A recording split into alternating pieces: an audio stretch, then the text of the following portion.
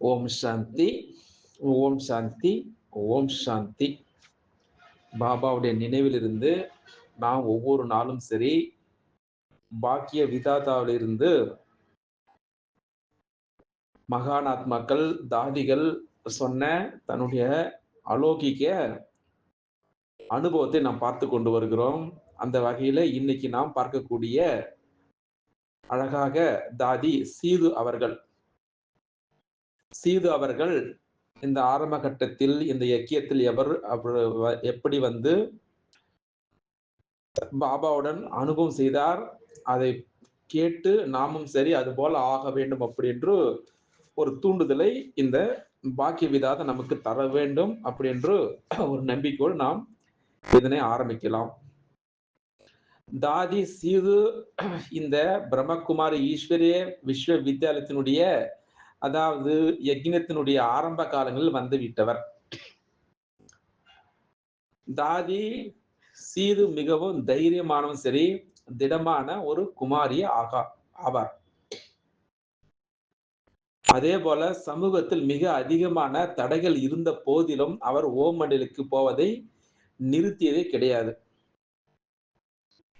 அதாவது கராச்சியில் இருந்து மவுண்ட் அபூருக்கு வந்துவிட்ட பிறகு தாதி சீது அவர்கள் டில்லிக்கு அருகில் உள்ள ஹாபூருக்கு சேவைக்காக அனுப்பப்பட்டார். டெல்லியில் இருக்கக்கூடிய ஹாபூருக்கு சேவைக்காக அனுப்பப்பட்டார். அந்த ஹாபூரில் பல மனிதர்களால் அநேக தடைகள் வந்தன. ஆனால் தாதி சீது அவர்களை சிவசக்தியாக எதிர்கொண்டார். அவர் யோக சக்தியினால் அனைத்து தடைகளுடைய சவால்களையும் எதிர்கொண்டார். தாதி சீது அவர்கள் ஜூலை 28ஆம் தேதி 2006ஆம் ஆண்டு இந்த பூத உடலை விடுத்து பாபாவுடைய மடியை அடைந்தார். பார்க்கலாம் வாருங்கள் என்ன சொல்ல போகிறார்.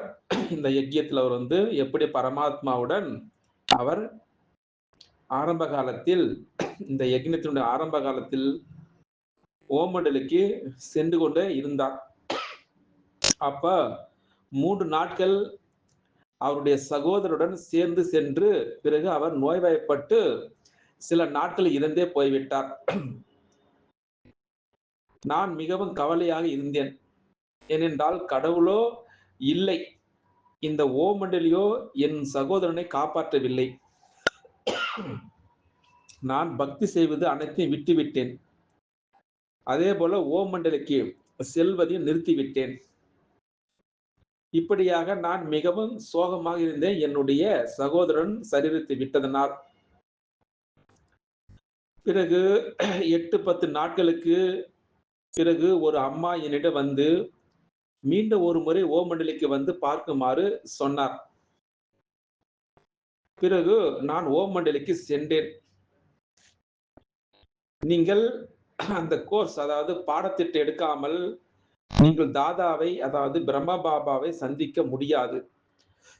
அதனால் நீங்கள் என்ன செய்யணும், முதலில் அந்த 7 நாள் பாடம் அந்த கோர்ஸ் எடுங்கள், பிறகு தாதாவை சந்திக்கலாம் அப்படின்று அங்க இருக்கக்கூடியவர்கள் சொன்னார்கள். அதற்கு நான் நல்லது அப்படின்று சொல்லி தாதாவை சந்திக்க முடியாவிடின் நான் வீட்டிற்கு செல்கிறேன் அப்படின்னு சொல்லிவிட்டேன். அவர்களிடம் என்னவோ நான் வீட்டிற்கு செல்கிறேன் என்றுதான் கூறினேன். ஆனால் நான் பாபாவுடைய அறையை பார்த்திருந்தேன். அதனால் நான் படியேறி மேலே சென்றேன். அப்போ பாபா தவத்தில் அதாவது தபஸ்யாவில் அமர்ந்திருந்தார். நானும் சென்று பாபாவின் முன்னால் அமர்ந்து விட்டேன். பிறகு பாபா எனக்கு திருஷ்டி கொடுத்தார் அப்படின்று தாதி சீது அவர்கள் தன்னுடைய ஆரம்ப காலத்தில் எப்படி பிரம்மா பாபாவை சந்தித்தார் அப்படின்னு சொல்லி கொண்டு வருகின்றார். பிறகு பாபாவுடைய திருஷ்டி என் மீது பட்டவுடன் நான் மறைந்தே விட்டேன். அப்போ இரவு 10:30 மணி ஆகிவிட்டது. எங்கு போனால் இவள், இதுவரை வீட்டிற்கு வரவில்லை என வீட்டில் உள்ளவர்கள் பதட்டம் அடைந்து விட்டார்கள். அந்த ஓமண்டலிக்காரர்கள் தான் அவர்கள் வீடு போய் சேர்ந்திருப்பாள் என நினைத்திருந்தார்கள். எந்த அம்மா என்னை ஓமண்டலுக்கு அழைத்து சென்றாரோ அவர் தன் கணவரிடம் என்னை எப்படியாவது தேடிப்பிடித்து கூட்டி வருமாறு கேட்டுக்கொண்டார். பிறகு அவருடைய கணவர் ஓமண்டலிக்கு வந்தார். பாபா நில ஒளியில் ஊஞ்சலாடிக் கொண்டிருந்தார். அவர் பாபாவிடம், பாபா பகலில் யாரேனும் இங்கு வந்தார்களா என கேட்டார். அதற்கு பாபா, ஒரு பெண் குழந்தை 2, 3 மணிக்கு வந்திருந்தாள். இந்நேரம் வீட்டுக்கு சென்றிருப்பாள் அப்படின்னு பிரம்மா பாபா அவரிடம் சொன்னார். அதற்கு அவர், பாபா அவள் இதுவரை வீட்டுக்கு வந்து சேரவில்லை அப்படி என்றார். நல்லது அப்படின்னு சொன்னார். சென்று அறையில் பாருங்கள் அப்படின்னு சொன்னார் பாபா. அவர் அறையில் வந்து பார்த்தால், அதாவது தாதி சீதா அவர்கள் தியானத்தில், அதாவது டிரான்ஸில் அமர்ந்திருந்தேன் அப்படின்று தன்னுடைய அனுபவங்களை சொல்லிக் கொண்டிருக்கின்றார். கண்களிலிருந்து கண்ணீர் ஓடிக்கொண்டிருந்தது. அவர் என்னை மிகவும் எழுப்ப முயற்சித்தார். ஆனால் நான் விழிக்கவே இல்லை. பிறகு பாபா அழைக்கப்பட்டார். பாபா வந்து என்னை விழிக்க வைத்தார். நான் விழித்த பொழுது பாபாவுடைய கை என் நெற்றியின் மீது இருந்ததை பார்த்தேன். மகளே, இப்பொழுது நான் வந்திருக்கின்றேன். உங்களை கூட்டியேதான் செல்வேன். இப்பொழுது வீட்டிற்கு செல்லுங்கள். உங்கள் வீட்டில் உள்ளவர்கள் அழுது கொண்டிருக்கின்றார்கள். நாளை காலையில் மீண்டும் வர வேண்டும் அப்படின்னு பிரம்மா பாபா அவர்கிட்ட சொல்லிவிட்டார். யாரிடம்? தாதி சீது அவர்களிடம். பிறகு பாபா எனக்கு ஒரு பெரிய ஆப்பிள் கொடுத்து, இதனை சாப்பிடுங்கள் அப்படின்னு சொன்னார். நான் அதனை சாப்பிடவில்லை. எடுத்துக்கொண்டு வீட்டிற்கு சென்றேன். நான் வீட்டிற்கு வந்தபொழுது அங்கு அனைத்து உறவினர்களும் கூடி இருந்தார்கள். அங்கு என்ன கிடைத்தது என அவர்கள் அனைவரும் என்னை கேட்க ஆரம்பித்தார்கள். அங்கு சென்றதால் எனக்கு கடவுள் கிடைத்தார் என்று அவர்களுக்கு, அந்த பக்கத்தில் உள்ளவர்களுக்கு பதிலளித்தேன் அப்படின்னு சொல்கின்றார். சகோதரின் காரணமாக நான் அழுது கொண்டே இருந்தேன். கடவுள் என் அழுகையை நிறுத்திவிட்டார். ஏனென்றால் என் சகோதரனே நான் மறந்தே விட்டேன். இதனை பார்த்து என்னுடைய வீட்டில் உள்ளவர்கள் மகிழ்ந்து விட்டார்கள். பிறகு காலை ஆனவுடனே நான் பாபாவிடம் செல்ல ஆரம்பித்தேன். என்னுடைய வீட்டில் உள்ளவர்கள் அவர்களும் என்னை தடுக்கவே கிடையாது. போகவே அனுமதித்தார்கள். பிறகு நான் பாபாவிடம் வந்தேன் என்றால் பாபா எனக்கு திருஷ்டி கொடுத்தார். அவ்வளவுதான். நான் தியானத்தில், அதாவது டிரான்ஸில் சென்று விட்டேன். மற்ற அனைத்தையும் மறந்தே விட்டேன். எனக்கு கடவுள் கிடைத்தார், வேறு எதுவும் எனக்கு தேவையில்லை அப்படி என்ற எனக்கு நிச்சயம் ஏற்பட்டு விட்டது. இப்படியாக 3 நாட்கள் வரை பாபா எனக்கு திருஷ்டி கொடுத்து கொண்டே இருந்தார். நானும் தினமும் வந்து கொண்டே இருந்தேன். பிறகு 4ஆம் நாள் பாபா என்னை அமர வைத்து அந்த திருமூர்த்தி ஆத்மா படம் வைத்து அனைத்தையும் எனக்கு புரிய வைத்தார். இப்படியாக 6 மாத தினமும் வந்து கொண்டே இருந்தேன். வீட்டில யாரும் என்னை எதுவும் சொல்லவே இல்லை.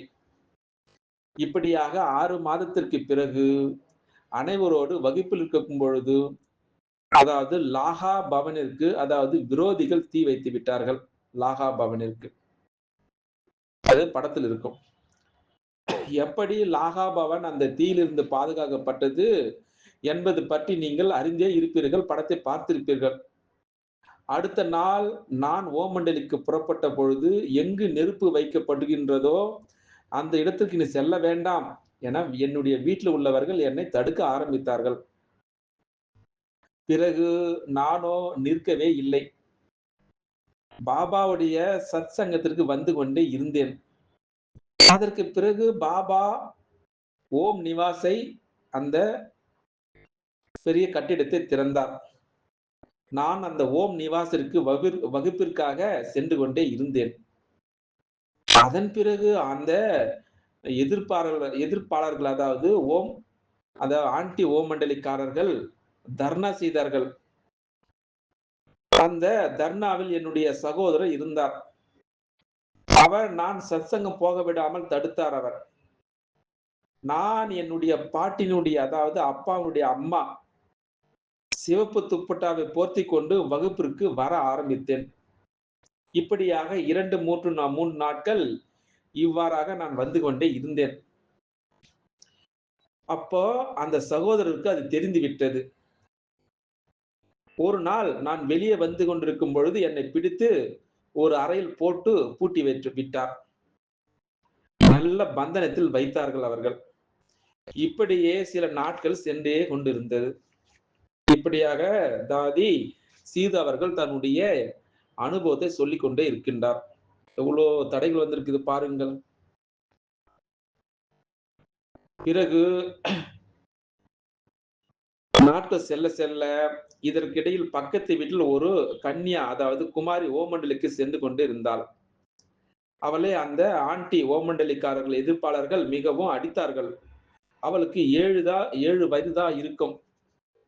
அவளையும் அறையில் வைத்து பூட்டி வைத்தார்கள். அந்த அறையினுடைய இடையில் ஒரு சுவர் இருந்தது. அந்த சுவரில் ஒரு ஜன்னல் இருந்தது. அந்த ஜன்னல் மூலமாக நாங்கள் எங்களுக்குள் கடிதம் கொடுக்கல் வாங்கல் செய்தோம். நான் ஜன்னல் வழியாக அவளிடம் பேசினேன். ஆனால் அவளால் அங்கிருந்து பேச முடியவில்லை. அதனால் மாடிக்கு வந்து பேசுமாறு சொன்னாள். நான் மேலிருந்து பேசிக் கொண்டிருந்த பொழுது அந்த ஆன்டி ஓமண்டலியை சார்ந்த ஒரு ஆள், அதாவது அவர் பெயர் வந்து லதா ராம். அவர்தான் பெண் பிள்ளைகள் அடித்துக் கொண்டே இருந்தார். பிறகு அவரும் வந்து விட்டார். அவரை என்னிடம், "நீ அங்கு என்ன செய்து கொண்டிருக்கின்றாய்? கீழே வா" அப்படி என்றார். "நீ என்ன இங்கு வந்து முரட்டுத்தனம் செய்கின்றாய்? அதுவும் பெண்களிடம் உனக்கு வெட்கமில்லையா எனக்கு?" அப்படி என்று சொன்னார். யார் சொன்னது? தாதி சீதா அவர்கள் சொல்லிவிட்டார். பிறகு, "நான் கீழே வா, நான் ஏன் வந்திருக்கிறேன் என உனக்கு காட்டுகிறேன்" அப்படி என்றார் அவர். அதற்குள் வீட்டில் குடியிருப்பவர் அங்கு வந்து விட்டார்கள். அவர் லதாராமிடம், "நீங்கள் ஏன் இங்கு வந்திருக்கின்றீர்கள்?" என்றார். வீட்டில் குடியிருப்பவருக்கு இவர்தான் பெண் பிள்ளையை அடித்தவர் என தெரியும் எல்லாருக்கும். அதனால் அவர் என்னிடம், "நீ மேலேயே இரு, கீழே வர வேண்டாம்" அப்படி என்றார். இப்படியாக கூறி அவர் கதவினை மூடிவிட்டு சென்று விட்டார். பிறகு அந்த லதாராம் கீழே நின்று கொண்டு பாபாவை எவ்வளவு திட்ட முடியுமோ அவ்வளவு திட்டிக் கொண்டே இருந்தார். இப்படியாக அவ்வாறு திட்டிக் கொண்டிருப்பதை பார்த்து என்னால் இருக்க முடியவில்லை. நான் கதவை திறக்க செய்து 1, 2 நான் இன்னைக்கு வந்து சாக வேண்டும், இல்லை அவர் சாக வேண்டும் என முடிவு செய்து கொண்டேன். லதாராம் வருவார் என எனக்கு முன்னமே தெரியும். வந்தால் என்ன செய்ய வேண்டும் அப்படி என நான் இப்படியாக நான் யோசித்துக் கொண்டே இருந்தேன். அதனால் நான் ஒரு துப்பட்டாவில் சிவப்பு மிளகாயினுடைய பொடியை பொட்டலம் போல் கட்டி ஒரு பூச்சாடியில் வைத்திருந்தேன். நான் கீழே இறங்கி வந்தவுடன் அவர் என்னை ஓங்கி அறைந்தார். அறைந்த அறையில் நான் அந்த மிளகாய் பொடி கட்டி வைத்திருந்த அந்த பூந்தொட்டின் மேல் சென்று விழுந்தேன். நான் அந்த துப்பட்டாவை எடுத்து மிளகாய் பொடி அவருடைய கண்கள் தூவி விட்டேன். பாருங்கள், பாபாவுக்காக என்ன செய்திருக்கிறார் பாருங்கள். அது மிளகாய் பொடி என்று அவருக்கு தெரியாது. தாதா இவளுடைய கைகளில் மந்திரம் அனுப்பியிருக்கின்றார். இவள் என் மீது அதை ஏவி விட்டாள். நான் குருடனாகிவிட்டேன் என்று கத்த ஆரம்பித்து விட்டார். இப்படியாக கூறியவாறு கத்திக்கொண்டே வெளியே சென்றார். அவர் வெளியே சென்றவுடன் நான் கீழே கொட்டி கிடந்த அந்த பொடி யாருக்கு தெரியக்கூடாது என்று சுத்தம் செய்து விட்டேன். இந்த ஆள்தான் 7 பாலகிகளை, அதாவது பெண் பிள்ளைகளை பூட்டி வைத்தவர். அதில் வந்து யாரா தெரியுமா? கங்கை, மனோகர், இது போல நிறைய பேர், 7 பேர் இருக்கும். அவர்தான் அந்த ஆண்டி, அதாவது அந்த ஓ மண்டலக்காரர்களிடம் நான் ஒருபொழுதும் அந்த ஓ மண்டலக்காரர்களிடம் செல்லவே மாட்டேன். இல்லையானால் அவர்கள் என்னை கொன்றே விடுவார்கள் என்று சொல்லிவிட்டார். பிறகு அந்த 7 சகோதரிகளையும் பூட்டிலிருந்து விடுவித்து விட்டார். அதற்கு பிறகே நாங்கள் அனைவரும் சுதந்திரமானோம். இப்படியாக தாதி சீது அவர்கள் எவ்வளவு தைரியத்துடன் மிளகாய் பொடி கண்ணில் தூவி விட்டார் பாருங்கள். இந்த முழு பிரச்சனையும் பாபா அவருக்கு தெரிந்து விட்டது. மகளே, வீட்டிலே கூட இருங்கள், ஆனால் தன்னை பாதுகாத்துக் கொள்ளவும். அப்படியே தினமும் பாபாவிடம் வர வேண்டும் அப்படி என பாபா சொல்லியே விட்டார். இப்படியாக 2 பக்கமும் நிர்வகித்துக் கொள்ள வேண்டும். ஆனால் சில நாட்களுக்கு பிறகு ஒரு நாள் என்னை அடிக்கும் அந்த ஆள், அதாவது லதாராம், என்னிடம் வந்து பாருங்கள். இன்று அந்த வெள்ளை ஆடைக்காரர்கள் இங்கிருந்து போய்விட்டார்கள். இப்பொழுது பகல் மணி 2 ஆகிறது. 4 மணிக்குள் நீங்கள் முடிவு செய்து கொள்ளுங்கள். இந்த பக்கம் இருந்தால் உங்களுக்கு திருமணம் செய்து வைக்கப்படும்.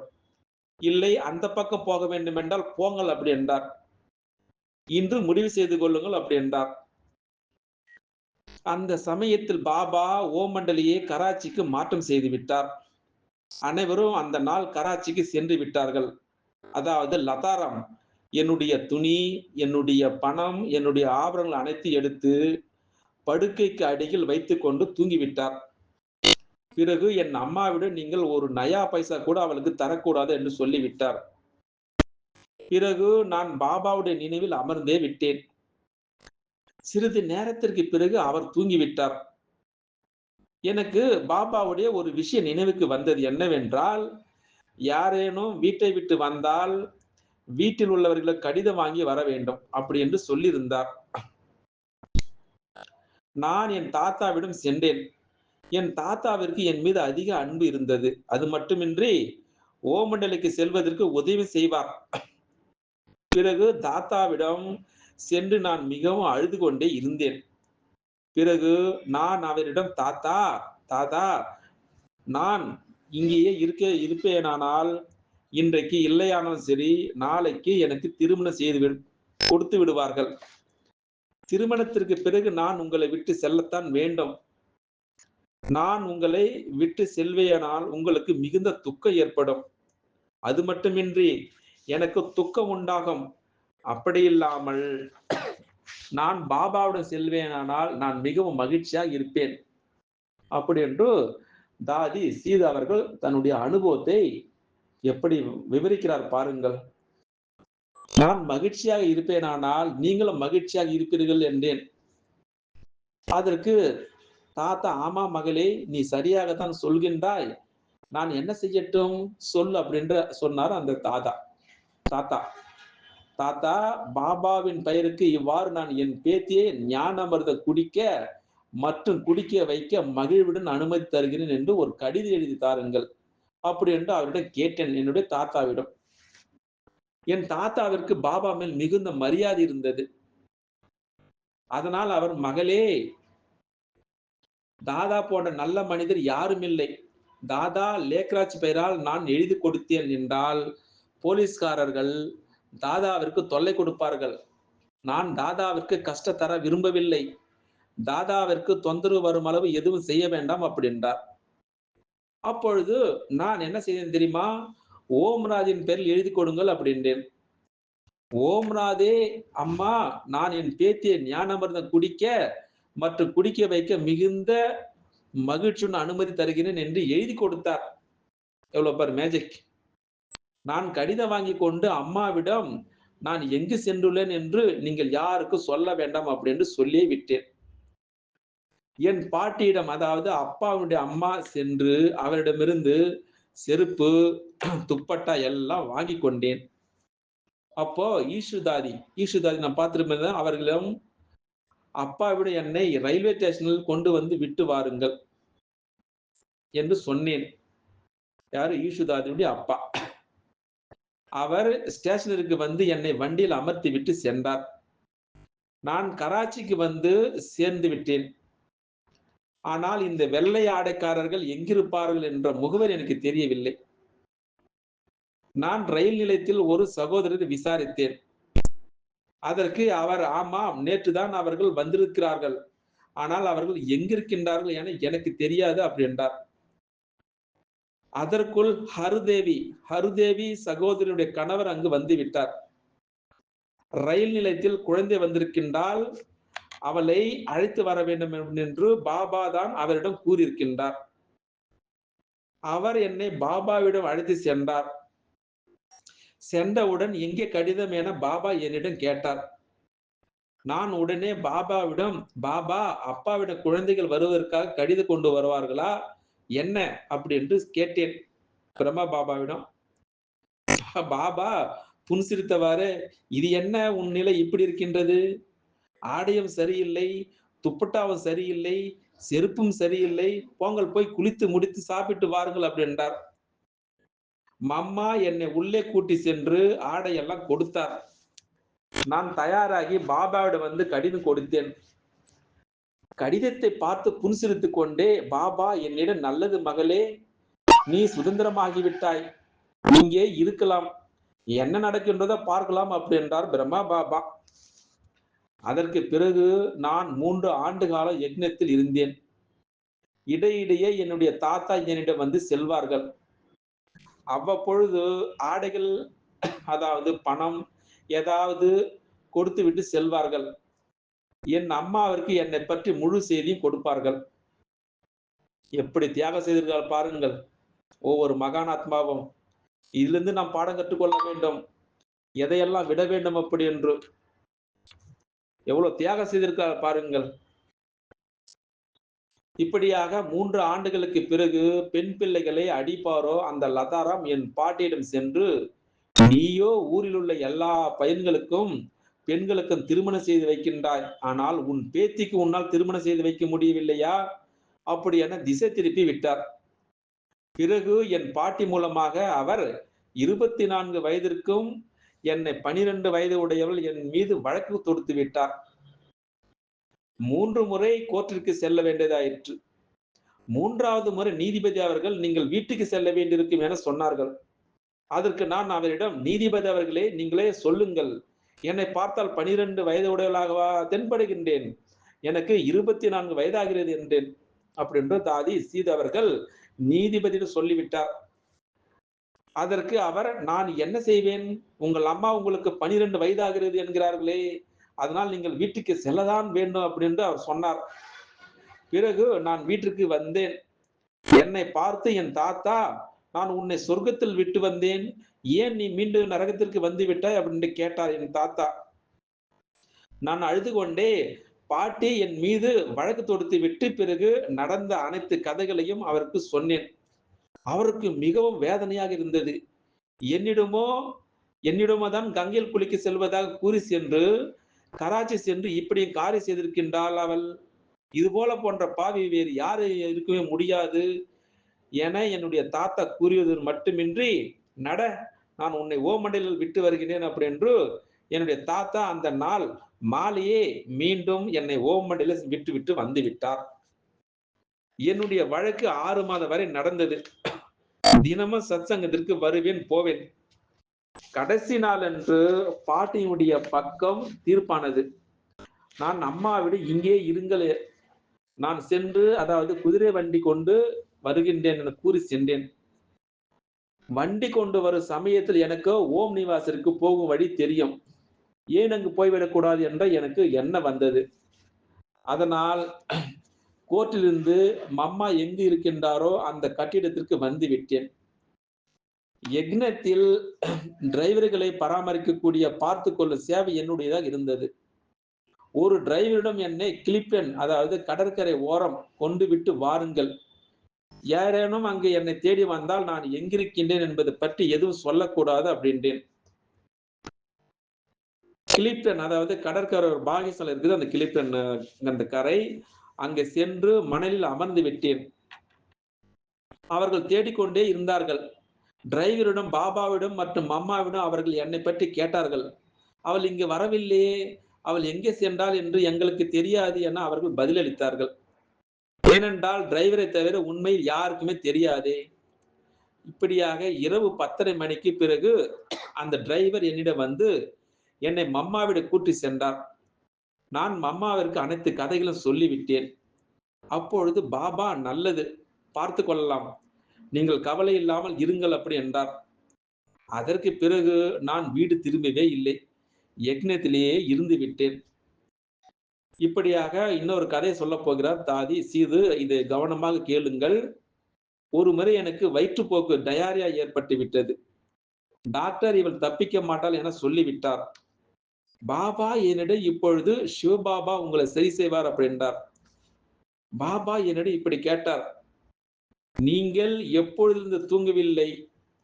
2.5 மாதங்களாக தூங்கவில்லை பாபா அப்படின்றார். இரவு சாப்பாடு சாப்பிடுகின்றாயா? இல்லை பாபா. ஏன் சாப்பிடுவதில்லை? சாப்பிட்ட உடனே வாந்தி வந்து விடுகிறது பாபா அப்படின்னு தாதி சீது அவர்கள் சொன்னார் பாபாவிடம். பாபா என்ன செய்தார் தெரியுமா? பாபா விஸ்வரத்தன், விஸ்வ சகோதரர், விஸ்வரத்தன் அவர்கள் சொன்ன பசுவின் பால் கொண்டு வாருங்கள் அப்படி என்றார். உடனே விஸ்வரத்தன் சகோதரர் பால் கொண்டு வந்தார். பிறகு விஸ்வகிஷோர் சகோதரர் எனக்கு பாலினுடைய இன்ஜெக்ஷன், அதாவது ஊசி போட்டார். பிறகு பாபா மம்மாவை கூப்பிட்டு, மம்மா நீங்கள் அம்மா அல்லவா, இவளை தூங்க வையுங்கள் அப்படி என்றார். மம்மா எனக்கு திருஷ்டி கொடுத்து கொண்டே யோகா செய்வித்துக் கொண்டே தூங்க வைத்து விட்டார். பிறகு 8 நாள் வரை பாபா அந்த சீசன் பழத்தினுடைய சாறு குடிக்க வைத்தார். அதற்கு பிறகு 8 நாள் அரை சப்பாத்தி சாப்பிட வைத்தார். அதற்கு பிறகு ஒவ்வொரு சப்பாத்தியாக சாப்பிட வைத்தார். அதற்கு பிறகு நான் முற்றிலும் சரியாகி விட்டேன். எவ்வளவு மேஜிக் பாருங்கள். இப்படியாக பாபா என்னை சேவைக்காக டில்லிக்கு செல்லுமாறு கூறி சொன்ன பொழுது நான் மறுத்து விட்டேன். ஏனென்றால் நான் பாபாவோட கூடவே இருப்பேன், கூடவே வாழ்வேன், கூடவே செல்வேன் என உறுதிமொழி கொடுத்திருந்தேன். பிறகு பாபா அமைதியாக விட்டார். சில நாட்களுக்கு பிறகு பாபா யாரெல்லாம் 26 ஜனவரி, அதாவது பரேட், ராணுவ அணிவகுப்பு பார்த்ததில்லையோ, இல்ல பார்க்க விரும்புகின்றீர்களோ அவர்கள் கையை உயர்த்துங்கள் என வகுப்பில் சொன்னார். நான் உடனே கையை உயர்த்தி, பாபா நான் பார்த்ததில்லை, நான் டில்லி செல்கிறேன் அப்படின்னு தாதி சீது அவர்கள் பிரம்ம பாபாவிடம் சொன்னார். அந்த சமயத்துல டில்லியில் தேவிகளுடைய பூஜை நடைபெற்றுக் கொண்டிருந்தது. நானும் பிரிஜ் புஷ்பா சகோதரி சென்றிருந்தோம். பிரிஜ் புஷ்பா அவர்கள் அந்த சமயத்தில் அவள் சிறியவளாக இருந்தார். அதனால் நான் தான் அந்த ஒலிபெருக்கில், அதாவது லவுட் ஸ்பீக்கரில் பேசினேன். அப்போ கமலா நகரில் அந்த சேவை நிலையத்தை திறப்பதற்கு நிமித்தமாக இருந்த நந்து ராம் என்ற பெயருடைய ஒரு சகோதரர் இருந்தார். நந்து ராம் அவருக்கு நான் பேசியது மிகவும் பிடித்து போய்விட்டது. அதனால் அவர் பாபா மீது என்ன செஞ்சாரு, சீது சகோதரி மிக நன்றாக சொற்பொழிவு ஆற்றினார், அவரை டில்லியிலே இருக்கட்டுமே பாபா என பாபாவுக்கு கடிதம் எழுதினார். பிறகு பாபா என்னை கமலா நகரில் வைத்தார். சில காலத்திற்கு பிறகு பஞ்சாப், அதாவது அமிர்தசரஸில், அந்த ஊரின் பெயர் சொல்றாங்க, அங்க பிரச்சனையான பொழுது பாபா என்னை அமிர்தசரஸுக்கு அனுப்பினார். சில காலங்களுக்கு அங்கு இருந்தேன். அதற்கு பிறகு டில்லி, அதாவது கிருஷ்ணா நகரில் பிரச்சனையானது. பிறகு பாபா என்னை கிருஷ்ணா நகருக்கு அனுப்பினார். எப்பொழுது அந்த விரோதிகள் பிரச்சனை, தர்ணா இது போன்ற காரியங்கள் செய்யும் பொழுது மற்ற சகோதரிகள் பயந்து விடுவார்கள். ஆனால் நான் பயப்படுவதே இல்லை. அதனால் பாபா என்னை பிரச்சனையான இடங்களுக்கு அனுப்பி விடுவார். பிறகு ஹாபூர் என்னும் இடத்தில், அதாவது உத்தரப்பிரதேசத்தில் இருக்கிறது அந்த ஊர்.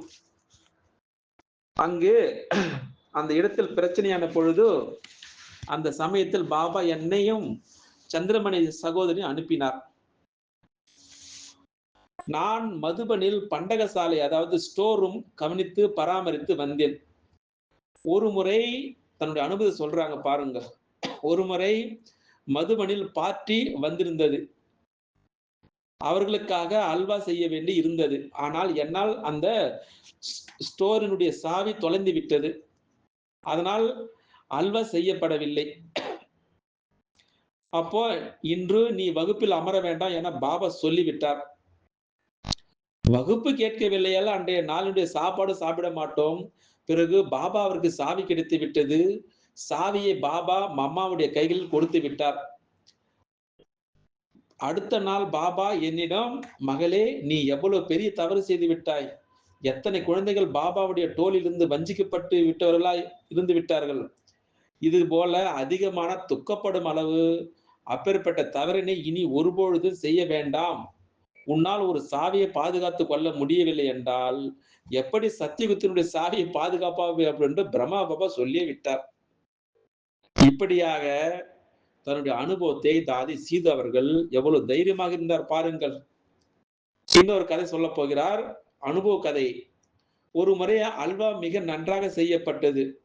அன்று பரிமாற சேவை என்னுடையது. சில இருமுறை கேட்க ஆரம்பித்தார்கள். நான் பாபாவிடம் சென்று, பாபா, அதிக சகோதரிகள் 2வது முறை கேட்டுக்கொண்டிருக்கின்றார்கள். என்ன செய்வது என நான் கேட்டே விட்டேன். அதற்கு பாபா, இன்று சேவை உன் முறை அல்லவா, கொடுத்து விடுங்கள் அப்படின்றார். நீங்கள் ஒரு முறை சாப்பிடவில்லையாயின் என்ன ஆயிற்று என்றார். நான் 2வது முறையும் கொடுத்தேன்.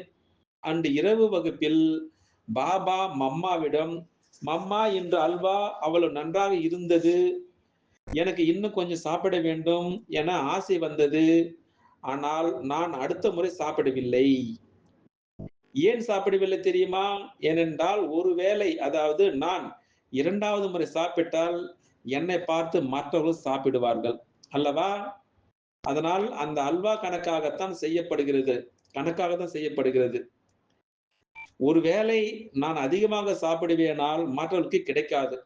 அதனால் மம்மா, நான் சாப்பிடவே இல்லை அப்படின்னு சொன்னார்கள் வகுப்பில். யார் அதிகமாக சாப்பிட்டார்களோ அவர்களுக்கு நாம் அதிகமாக சாப்பிட்டு இருக்கக்கூடாது என தெரிந்து விட்டது. இவ்விதமாக பாபா நேரடியாக சொல்வது கிடையாது. ஆனால் யுக்தியுடன் கூறி குழந்தைகளுக்கு அறிவுரை அளிப்பார்.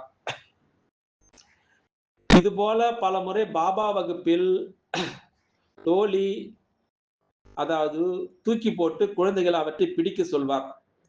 சிலருக்கு 4, சிலருக்கு 5, சிலருக்கு ஒன்றுமே கிடைக்காது. பிறகு இரவு வகுப்பில் பாபா குழந்தைகளிடம் யாருக்கு டோலி கிடைக்கவில்லையோ அவர்கள் கையை தூக்குங்கள் அப்படின்னு சொல்வார். எவ்வளவு அழகாக பாரு, அந்த காலத்தில் நடந்திருக்கிறது. யாருக்கு ஒன்றை விட அதிகமாக கிடைத்தது அவர்களும் கையை தூக்குங்கள் அப்படின்னு சொல்வார். இவ்வளவு டோலிகளை என்ன செய்தீர்கள் என கேட்பார். சிலர் நான் தனியாக சாப்பிட்டு விட்டேன் அப்படி என்றார்கள். சிலர் ஏதாவது சொல்வார்கள். சிலர் எங்களுக்குள் பகிர்ந்து சாப்பிட்டோம் அப்படின்னு சொல்வார்கள். சிலர் அமைதியாக இருப்பார்கள். குழந்தைகளே, எந்த பொருளையும் பங்கிட்டு சாப்பிட வேண்டும் என்று குழுவில் கற்றுக்கொள்ள வேண்டும் அப்படி என்பார். இந்த விதமாக பாபா சின்ன சின்ன விஷயங்களுக்கு அறிவுரை எல்லோருக்கும் தருவார் அப்படி என்று தாதி சீதா அவர்கள் தன்னுடைய அனுபவத்தை சொல்லிக் கொண்டே இருக்கின்றார். பிறகு பெக்ரி பார்ட், அதாவது ஏழ்மைப்பாக நடந்து கொண்டிருந்த பொழுது அந்த சமயத்தில் ஒரு பிரச்சனை ஒன்று நினைவுக்கு வருகிறது. அது என்ன பிரச்சனை தெரியுமா? ஒரு நாள் மாலை வேலையாக இருந்தது. அப்போ போலி தாதி என்னிடம் வந்து, சீது, இன்று பருப்பும் இல்லை, மாவும் இல்லை, அதாவது மாலை இரவு என்ன சமைப்பது என பாபாவை கேட்டு வாருங்கள் அப்படின்னு சொன்னார். யாரு? போலி தாதி, கிச்சன்ல இருப்பாங்க அவங்க. அந்த சமயத்தில் நான் ஸ்டாக் இருப்பு நிர்வகித்து வந்தேன். நான் பாபாவோட சென்ற பொழுது பாபா யோகத்தில் அமர்ந்திருப்பதை கண்டேன். நான் பாபாவோட கேட்டேன். அதற்கு பாபா, மகளே, இன்று யோகத்தினுடைய நேரத்தை அதிகமாகிவிடு என்றார். மாலை 4 மணி வரை நடக்கக்கூடிய யோகத்தை இரவு 8 மணி வரை அதிகமாகிவிட்டார். மாலை 6 மணிக்கு போஸ்ட்மேன், அதாவது போஸ்ட் கொண்டு வந்தார். அதில் ஒரு கவர் இருந்தது. போஸ்ட்மேன் போஸ்ட் கொண்டு வந்தார். அதுல என்ன இருந்தது? ஒரு கவர் இருந்தது. போஸ்ட்மேன் சென்ற பிறகு அந்த கவரை பிரித்து பார்த்தால் அதில் 200 ரூபாய் இருந்தது. 200 ரூபாய். அந்த கவரை நான் திறந்து பார்த்தேன். ஏனென்றால் அந்த கவரில் என் பெயர் தான் இருந்தது. நான் சென்று பாபாவிடம் காட்டினேன். அதுக்கு பாபா என்ன சொன்னா தெரியுமா? சாமான் வாங்கி கொண்டு வா அப்படின்றார். பிறகு பஜாருக்கு சென்று தானியங்கள் வாங்கி வந்து இரவு உணவு தயாரிக்கப்பட்டது. இந்த விதமாக ஏழ்மை பாகத்தில் எப்பொழுதாவது இருப்பு தீர்ந்து விட்டாலும் அப்பொழுதெல்லாம் போஸ்ட் மூலமாக எங்கிருந்தாவது பணம் வந்துவிடும். எவ்வளவு அழகா இருக்கு பாருங்க, எவ்வளவு மேஜிக்கா இருக்கு கதை. இப்படியாக பிரம்மா பாபாவோட சிவபாபா வரும்பொழுது பிரம்மா பாபாவோட முகமே மாறிவிடும். அவருடைய முகம், அதாவது தேஜோமயமாகிவிடும். கண்கள் மிக இனிமையாகிவிடும். பாபாவிடமிருந்து எனக்குள் ஒளி வந்து கொண்டிருக்கிறது என்றும் கூடவே என்னிடமிருந்து ஒளி வெளிப்பட்டு கொண்டிருக்கிறது என்றே நமக்கு அனுபவம் ஆகும். இது மட்டுமின்றி பாபா திருஷ்டி கிடைத்தது, அதாவது ஒளி கிடைத்தது, அது பல நாட்கள் நமக்குள் இருந்தது என்றே நமக்கு அனுபவம் ஆகும். இப்ப கேட்டுக்கொண்டிருக்கக்கூடிய உங்களுக்கு இந்த அனுபவம் ஆகும். இப்படியாக பாபா சம்பந்தங்களில் எவ்வளவு அன்பானவராக இருந்தாரோ அவ்வளவு விலகியும் இருந்தார். லௌகிக உணர்வு மற்றும் பாவனை முற்றிலுமாக பாபாவிடம் இல்லை. யக்னத்தில் அம்மா, அப்பா, சகோதரர், சகோதரியை தவிர வேறு எந்த உறவு முறையும் யக்ன குழந்தைகளிடம் இல்லை. ஒருவேளை யாரையாவது சித்தி அல்லது அண்ணி என்று அழைத்து விட்டால், பாபா அவரை அழைத்து, அவருக்கு யார் கல்யாணம் செய்து வைத்தார்கள்? அவரை நீ சித்தப்பா இல்லை சகோதரன் என்று அழைப்பதற்கு என்பார். இப்படியாக லௌகிக்க உறவுகளுடைய நினைவு குழந்தைகள் இருக்கக்கூடாது என்பதே பாபாவுடைய ஒரு அதாவது உத்தேசமாக இருந்தது. முதலில் எங்களுடைய துணிகளில் எங்களுடைய பெயர் இருந்தது. பெயருடன் அம்மாவின் பெயரும் வரும். அதனால் பாபா துணிகளிலிருந்து பெயரை நீக்கி விலக்கி ஒவ்வொருவருக்கும் நம்பர் கொடுத்து விட்டார். இந்த விதமாக பாபா எங்களுடைய லௌகிக்க பெயரும் சம்பந்திகளுடைய நினைவு கூட மறக்கடித்தே விட்டார் என்று சொல்லலாம். இப்படியாக தாதி சீதா அவர்கள் நம்மிடம் அலௌகிக கதையை நம்மிடம் சொல்லிக் கொண்டிருக்கின்றார். இப்படியாக ஜனவரி 1969 தாய்மார்களுடைய ஒரு குழுவோடு நான் மதுபன் வந்தேன். ஜனவரி 1969 அது ஜனவரி மாதம் 14ஆம் தேதி இருக்கும். அன்று பாபா என்னிடம், மகளே, இன்று உன்னுடைய குழுவை பாபாவிடம் அழைத்து வர வேண்டும் அப்படின்றார். நான் பாபாவிடம் அனைத்து தாய்மார்களையும் அழைத்து வந்தேன். முதலில் பாபா லட்சு சகோதரியிடம் தாய்மார்களுக்கு ரொட்டி கொடுக்க சொல்லி இருந்தார். அனைவருக்கும் முன்னதாக சுட சுட ரொட்டியும் வெண்ணையும் எனக்கே கொடுத்தார் பாபா. அதற்கு பிறகு வரிசை கிரமமாக அனைத்து தாய்மார்களுக்கு கொடுத்தார். பிறகு கடைசியில் பாபா மீண்டும் என்னை கூப்பிட்டு 2வது முறையை ரொட்டி கொடுத்தார். எப்போ?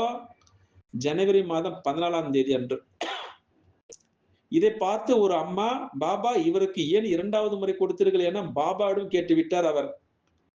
அப்பொழுது பாபா, இவர் இவ்வாறு 2வது முறை இனி சாப்பிடுவாரா என்னவோ யாருக்கு தெரியும் அப்படி என்றார். அந்த சமயத்தில் பாபாவில் மிகுந்த ஒளி இருந்தது. அது மிகவும் பிடித்தமாக இருந்தது. பாபா எனக்கு 1 நிமிடம் வரை திருஷ்டி கொடுத்தார். நாங்கள் அடுத்த நாள் எங்களுடைய சென்டருக்கு போய்விட்டோம். பிறகு 3 நாட்களுக்கு பிறகு பாபா சரீரம் விட்டு விட்டார். 14 வந்து 69 18 வரை, ஜனவரி 18 என எனக்கு இந்த செய்தி வந்தது. அந்த சமயம் பாபா திருஷ்டி கொடுத்த நேரம், பாபா எதிர்காலத்தை அறிந்துதான் எனக்கு அப்படி கூறினார். மற்றும் எனக்கு சக்தி கொடுத்தார்.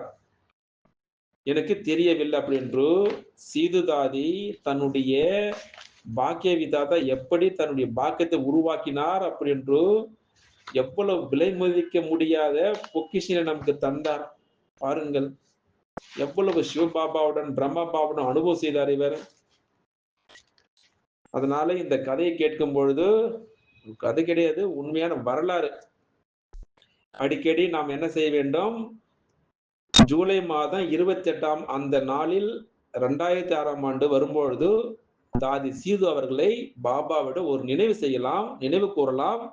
அப்படி என்று சீது தாதி தன்னுடைய அலௌகிக கதையை நாம் கேட்டோம். இத்துடன் அவர் சொன்ன அனுபவத்தை நாம் கேட்டு ரசித்தோம். அச்சா, ஓம் சாந்தி. நாளைக்கு மீண்டும் ஒரு தாதி தன்னுடைய வாழ்க்கை வரலாறு எப்படி சொல்லுகிறார் அப்படின்னு நாளைக்கு கேட்கலாம். அச்சா, ஓம் சாந்தி, ஓம் சாந்தி, ஓம் சாந்தி, ஓம் சாந்தி, ஓம் சாந்தி, ஓம் சாந்தி. பாபாவுடைய நினைவிலிருந்து நாம் ஒவ்வொரு நாளும் சரி, பாக்கிய விதாதாவிலிருந்து மகானாத்மாக்கள் தாதிகள் சொன்ன தன்னுடைய அலௌகிக அனுபவத்தை நாம் பார்த்து கொண்டு வருகிறோம். அந்த வகையில இன்னைக்கு நாம் பார்க்கக்கூடிய அழகாக தாதி சீது அவர்கள் இந்த ஆரம்ப கட்டத்தில் இந்த இயக்கியத்தில் எப்படி வந்து பாபாவுடன் அனுபவம் செய்தார். அதை கேட்டு நாமும் சரி அதுபோல ஆக வேண்டும் அப்படி என்று ஒரு தூண்டுதலை இந்த பாக்கிய விதாத நமக்கு தர வேண்டும் அப்படி என்று ஒரு நம்பிக்கையோடு நாம் இதனை ஆரம்பிக்கலாம். தாதி சீது இந்த பிரம்மகுமாரி ஈஸ்வரிய விஸ்வ வித்யாலயத்தினுடைய அதாவது யக்ஞத்தினுடைய ஆரம்ப காலங்களில் வந்து விட்டவர்.